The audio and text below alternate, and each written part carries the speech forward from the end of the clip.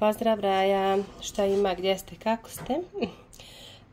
Evo danas vam pravim najbolje čupavce, znači koje sam do sad jela, pa krenimo. Potrebno vam je, prvo ćemo napraviti ono u što ćemo sosu za potapanje. Ide prvo 500 ml mlijeka. Uključila sam već peć, zato mi je malo bilo raketica. Dodajemo pola maslaca.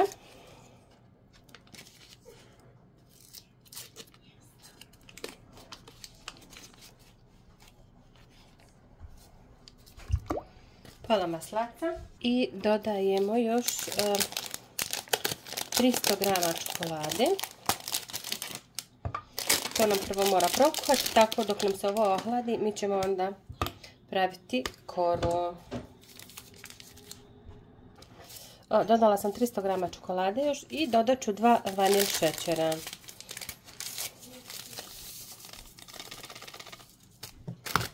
To ćemo sad ostaviti da nam prokuha. Nakon što je prokuhalo, ali prvo morate napraviti ovu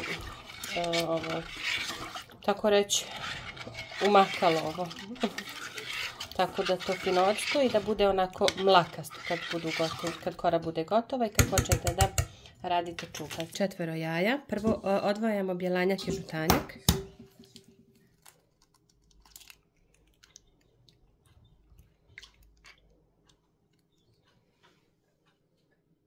Evo jaja sam razdvojila. Sad ćemo prvo bjelanjke umutiti bez šećera, neki 3 do 4 minuta, onda ćemo postepeno dodavati šećer. Ovdje polako miksamo bjelanjak.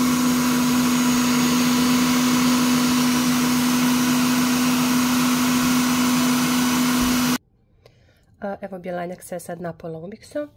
Sad ćemo dodati šećer. Stavila sam 14 kašika šećera. I sad ćemo miksati dalje, neki minut, 2, pa ćemo dodati ostale sastojke. Sad dodajemo polako žutanjak.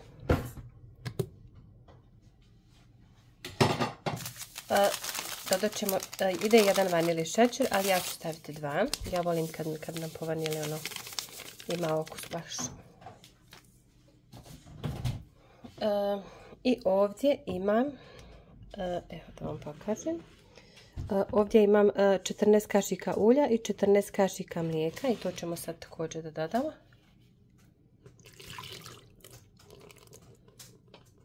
Tako.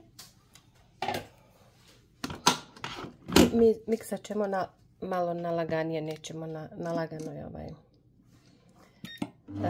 jačini.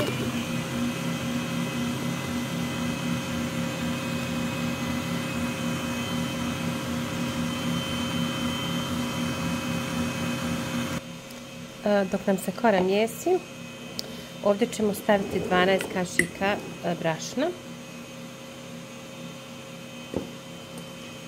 Znači ovako, ne skroz u vrh, nego ovako srednje.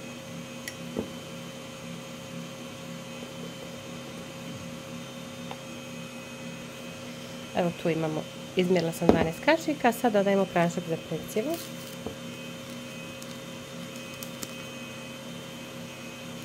I to sad dobro ovako pomiješati zajedno da se sjedini brašno i prašak.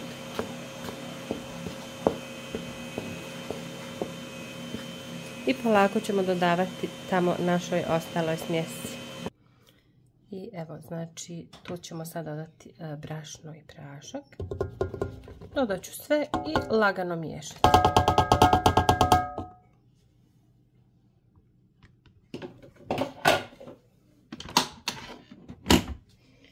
Na laganoj jačini. Tako da se sjedini prašak, brašno i ostali dio smjese.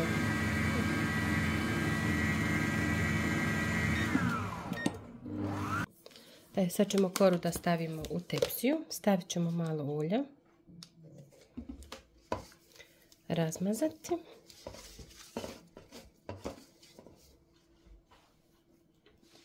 I odozgo, da vam se ne slijepi, stavite malo brašna. Malo. I ovako malo drmnete. Sad stavljamo koru.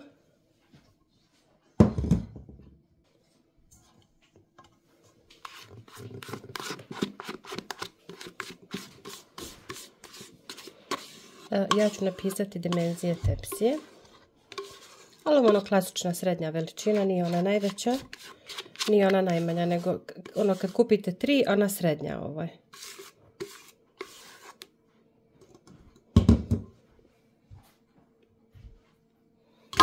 Evo ovako ljudi, šta vam je važno?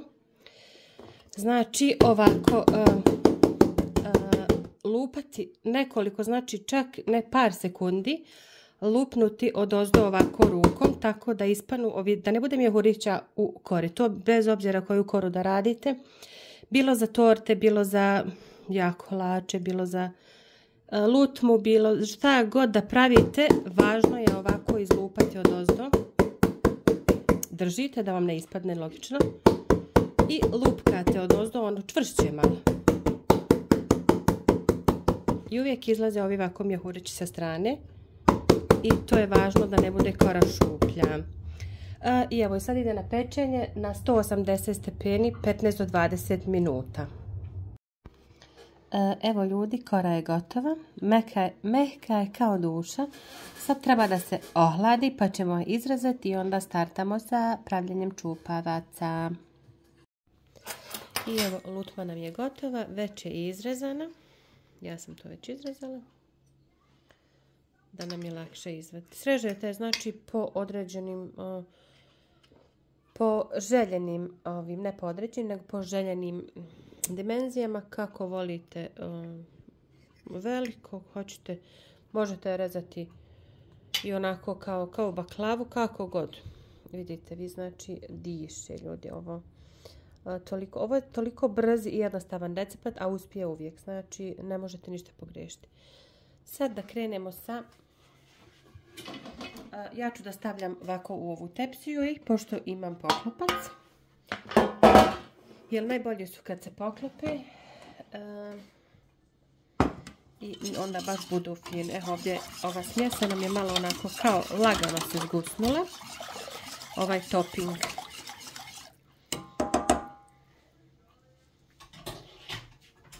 Krenimo.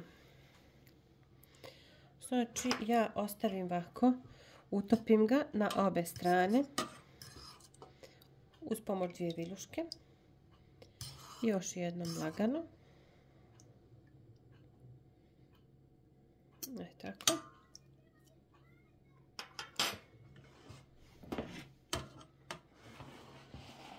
I u kokos. A normalno u kokos bez viljuški uzmem gornju i donju stranu i onda ovako tapkam ga ono unutra baš da se fino evo ovako. Evo ga. I tako idete dok ne utrošite sve čupavce.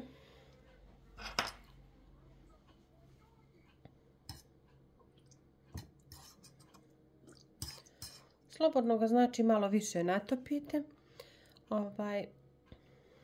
jer budu ukusni. Evo tako. I da ne prljate ruke, idete ovako sa strane dok je još, da ga ne dirate ono dok je mokar, sa strane fino.